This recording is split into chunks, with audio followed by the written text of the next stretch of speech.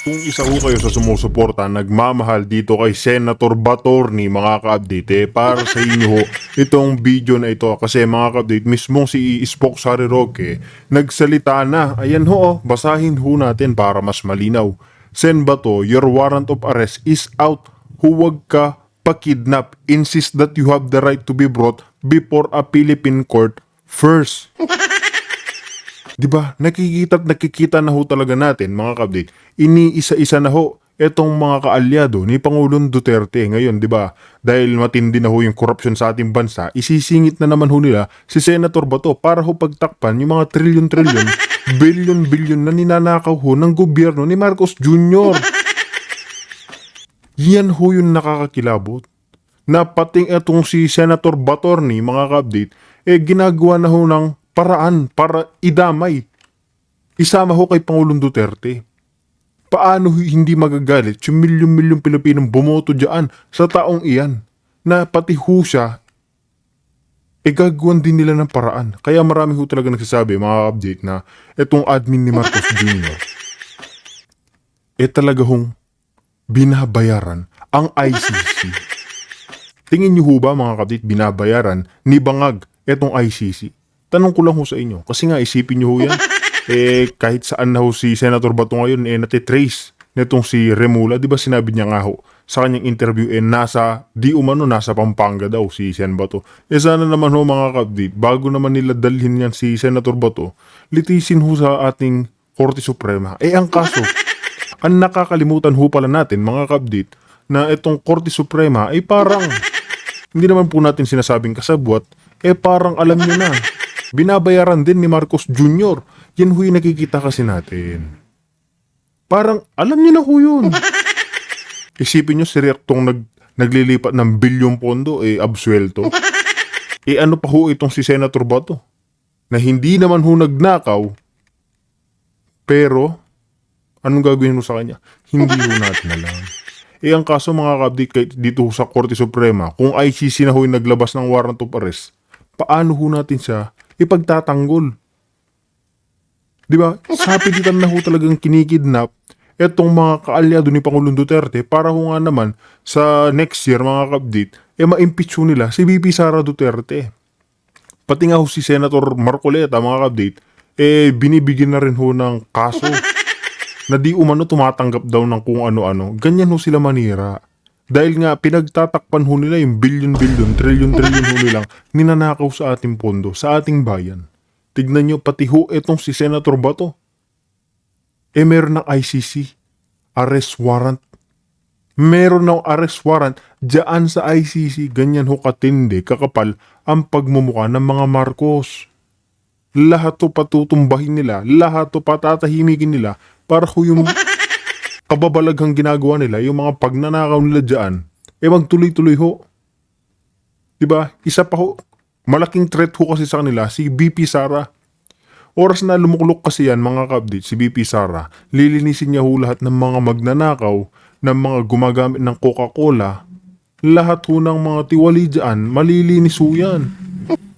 Yan ho yung kinatatakutan nila. Yang si BP Sara. Kasi nga ho, tatak Duterte. Pag sinabi ho Duterte, matatapang. May paninindigan, may prinsipyo. Pero pag sinabi ng Marcoses, ano nasa isip natin? Magnanakaw. Yan ho yung unang-unang pumapasok sa utak natin. Ano pa ho? Gumagamit ng Coca-Cola. Diba? Kaya milyon-milyong Pilipino nagsisisi na binoto etong magnanakaw na mandarambong na ito. Diba?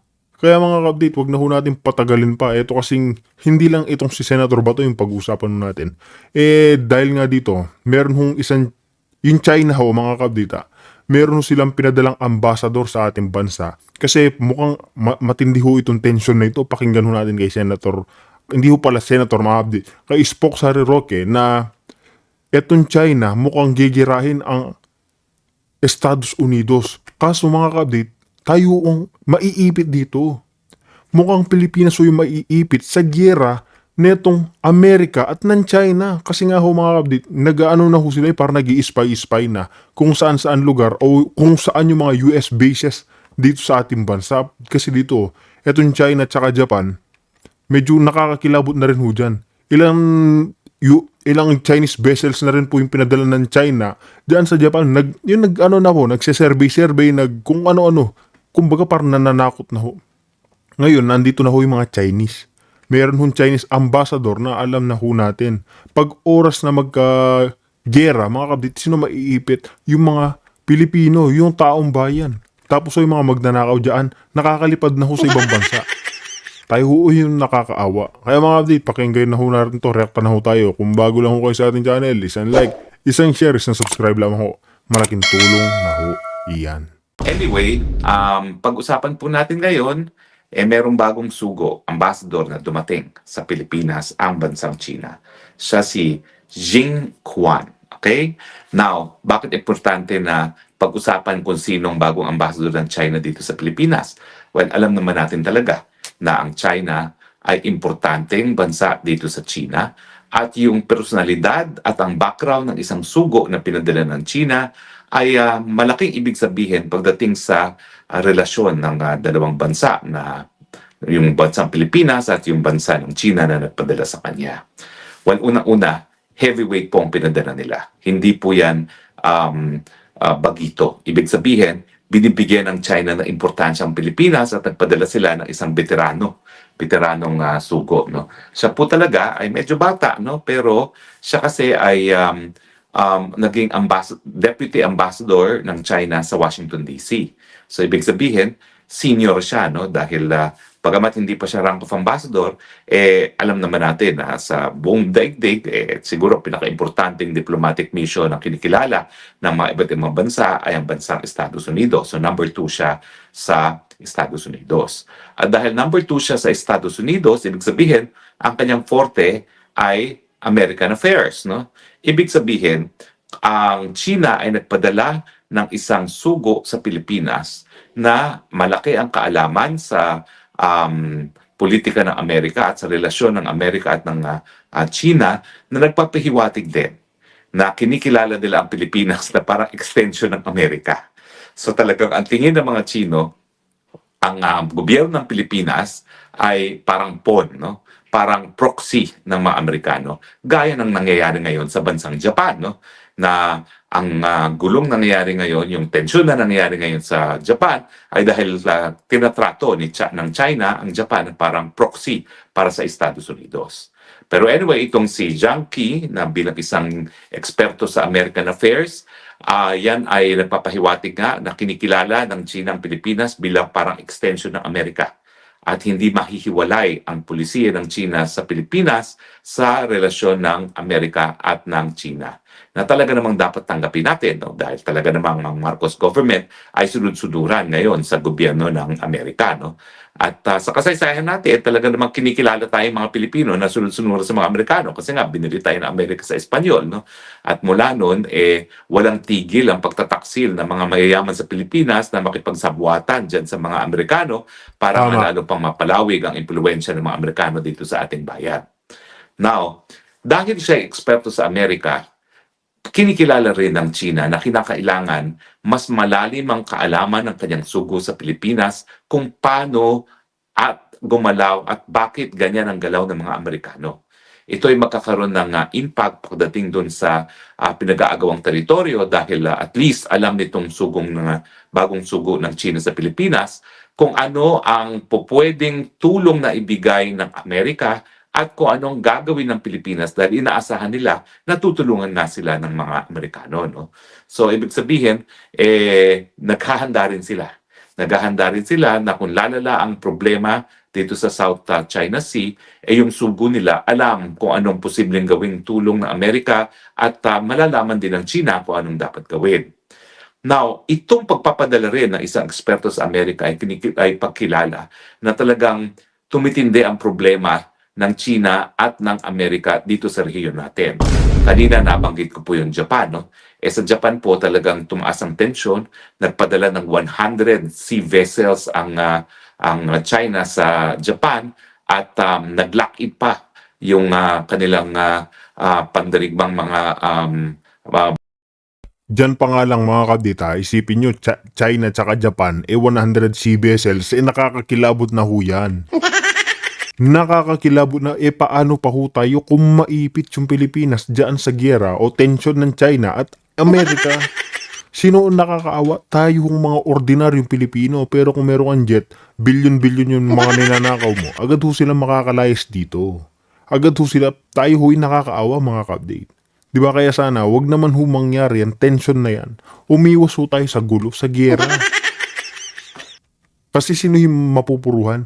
Yung mga ordinaryong Pilipino. Hindi yung may mga armas kasi nakakaawa ho tayo kung mabobomba ho tayo.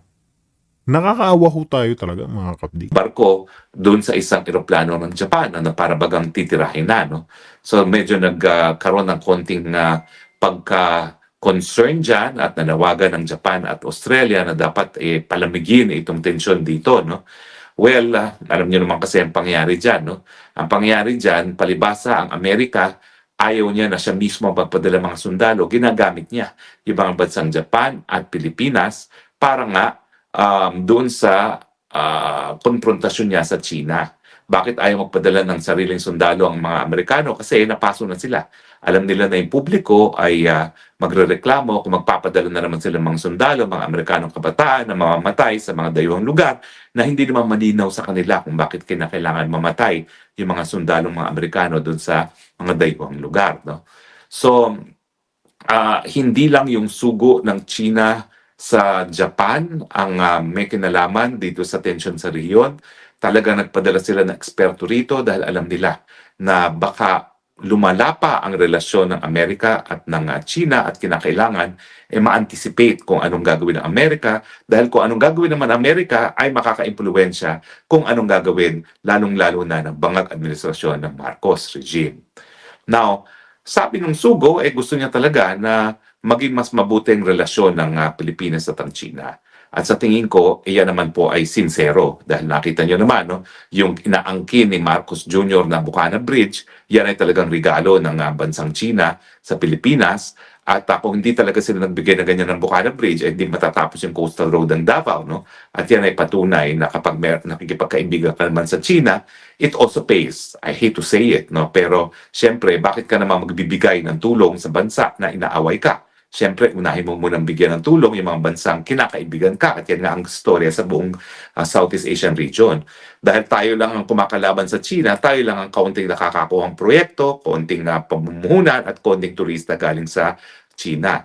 Yung mga bansa na talagang mainit at ang relasyon nandun na pupunta ang pera ng mga Chino, no? Bansang Thailand, Malaysia, Indonesia, Vietnam, no? Kaya nga po ang sinasabi ko diyan sa mga maka-Amerikanong mga Pilipino na nais makipag-away sa China, hoy, maiiwan na tayo ng ating mga karatig bansa dahil lahat sila nakikinabang na sa kayamanan ng China, bagong kayamanan ng China, tayo wala. Kumbaga, limos lang ang binibigay sa atin dahil inaaway ng ating mga pinuno ang bansang China na hindi naman dapat dahil ang ating objective dapat sa ating panlabas na relasyon ay mas maraming pagkain sa hapagkainan ng Pilipino at ang pamamaraan para magkaroon ng ganyan ay unang-una mas maraming pamumuhunan galing sa mga Chino, mas maraming turista, at siyempre, mas maraming mga proyekto na ibibigay sa atin, no, in terms of roads and bridges. Alam niyo talaga, nangihinayang ako kasi nagkaroon ng major initiative ang China na talagang palawakin at suportahan yung mga linkages, no, physical linkages ng China sa buong daigdig. Yan yung tinatawag nilang BRI initiative. No? Pero hindi talaga tayo nakinabang beyond just sa dalawang tulay sa may Chinatown at saka dyan sa tulay sa Davao kasi nga bakit naman sila magbubuhos ng maraming mga proyekto sa isang bansa na inaaway sila. So ngayon ang issue is paano ngayon iuusad ni Marcos Bangag ang ating relasyon sa China matapos na nagpahiwatig na ang liderato ng Amerika at ang China na nais nilang mas mabuting relasyon.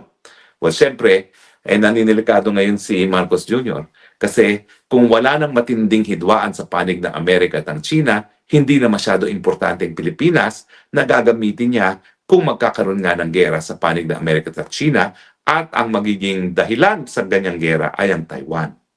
Pansinin niyo nga pala po nagsalita ng Amerika. Ayaw na nilang pondohan ang EDCA facilities at ang gusto nila, Taiwan ang pumondo.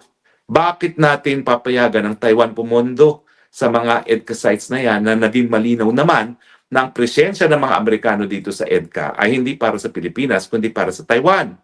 Ano naman ang obligasyon natin sa Taiwan para protektahan natin sila pag nagkaroon ng putukan kapag ang China ay magdesisyon na kuning sapilitan pabalik sa kanya ang Taiwan, ganong tayo naman ay gumamit din ng dahas noong ang mga ISIS ay sinasabi na hihiwalay nila ang Marawi sa Pilipinas, di ba?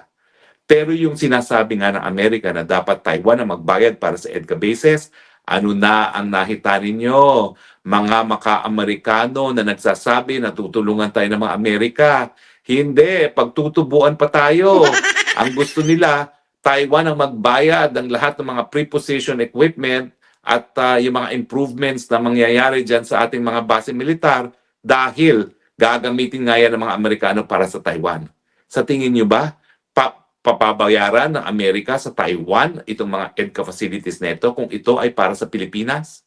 So malinaw na yung mensahe ng mga Amerikano na dapat Taiwan ang magbayad sa mga EDCA bases natin, yan ay dahil kung magkakagera, ang paggamit ng mga Amerikano sa EDCA bases natin ay para depensahan ng Taiwan, ang makikinabang Taiwan. Ano naman ang pakialam natin dyan, bukod doon sa katotohanan na meron tayong mga OFWs doon. Ang ating dapat paghandaan, paano nga iligtas sa mga OFWs natin doon pag nagkaroon ng putukan sa Taiwan. Pero wala talaga tayong kinalaman dito sa issue ng Taiwan dahil yan naman po ay usapin na internal lamang sa China dahil wala naman pong nagsasabi na ang Taiwan ay hindi kabahagi ng China. Ito nga po matapos itong tensyon sa panig ng Japan at ng China, mabilis sa sinabi ng babaeng Prime Minister ng Japan na ang Taiwan talaga ay kabahagi ng China. So yan ay isang paraan para mapalamig nga yung hidwaan nila na kinikilala talaga ng Japan na ang Taiwan naman talaga ay kabahagi ng China. Kaya nga po kalokohan itong ginagawa ni Marcos Jr. na ginagamit yung Taiwan issue para siya suportahan ng mga Amerikano dahil alam niyang wala na siyang suporta sa sambayan ng Pilipino. At siyempre, nawalan ng suporta ang sambayan ng Pilipino sa kanya dahil siya ay vangag unang-una. Dahil siya ay mahilig sa tubig. At siya ay kurakot. Ang pruweba, 1 trilyon sa flood control, talagang naubos sa mga maanumalyang flood control projects. Now, kung paniniwalaan pa natin si Zaldico, 52 billion in infrastructure funds ang linamon ni Marcos Jr. Saan naman dadali niya ganyan karaming pera? Yun yung sinasabi ni Zaldico na nagpabili pa ng bahay sa Tamarind Street, sa Forbes Park para imbakan lamang ng pera. Kasi nga, 52 billion, ang daming pera nun. Abay, hindi lang yan. Bukod pa yan sa 100 billion na hiningi niya bilang insertions. At hindi lang yan. Ang balita ko pa, sa ibang source naman, yung kabuuan ng mga confidential funds na dati-dati mga malagit kumulang 5 bilyon at ngayon ay 12 bilyon, pinepera rin yan. Walang pinaglalaanan yan na nakikinabang ang taong bayan. Yan ay pinepera lang nila. At least on time ni Tatay Digong, yung mga binibigay sa mga namamatay na pulis at militar, yung mga binibigay sa PGH, yung mga binibigay sa mga informants sa drug war, lahat yan ang gagaling doon sa confidential fund. At yan naman talaga dapat ang paggagamitan ng confidential fund. Pero ang aking informante recently said, lahat kabuuan ng confidential fund ni Marcos Bangag Jr. ay pinipera nila, samantalang hindi nila tinitigilan si Inday Sara dahil lamang sa kakaunting 125 billion na confidential fund na malinaw naman ginamit din ni Inday Sara laban dun sa mga nangungurakot ng pera, lalong-lalo na laban dun kay Zaldico dahil ginamit niya. Isa pa mga kapatid, ginamit talaga ni BP Sara ho yung confidential funds niya dyan sa mga taong nagre-recruit ng mga college students na gagawin ho nilang NPA. Dyan ho talaga ginagamit ni BP Sara. Pero itong si Marcos Jr., walang matanong sa kanya yung mga media outlets dyan na, President, nasaan mo dinala itong 4.5 billion o 5 billion na confidential funds mo?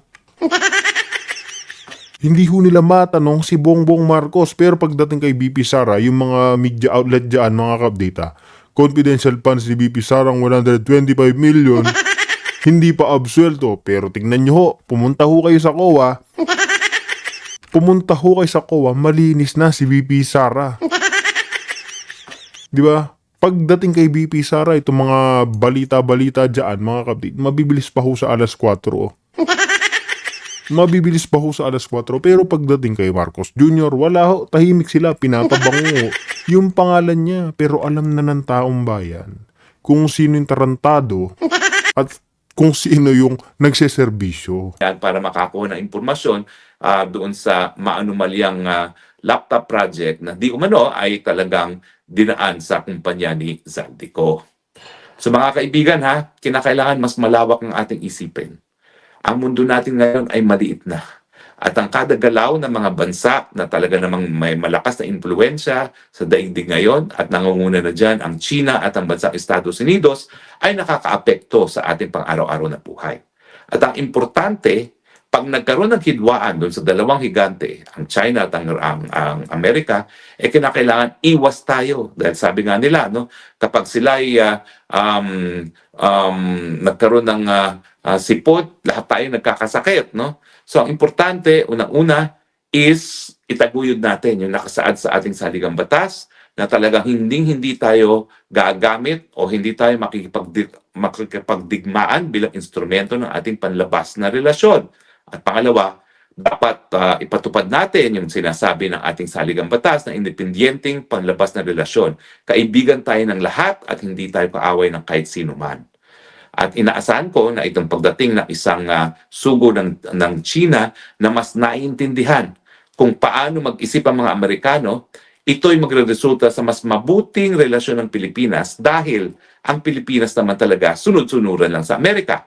At kung mapipredict na nitong sugo nito kung paano nga ang gagawin ng mga Amerikano, siguro makakagawa rin siya ng mga hakbang para lalo pang mapabuti ang relasyon ng Pilipinas at ng China. Alam ko, bihira na tayo nagkakaroon ng talakayan tungkol dito sa panlabas ng relasyon. Pero nasyak ako, ang daming nakikinig ngayon. 1,750 ang ating live views no, habang tayo nakikipagtalakayan tungkol sa isang issue ng foreign relations. At hindi ko akalaing interested pala kayo ha. Huwag kayong mag-alala.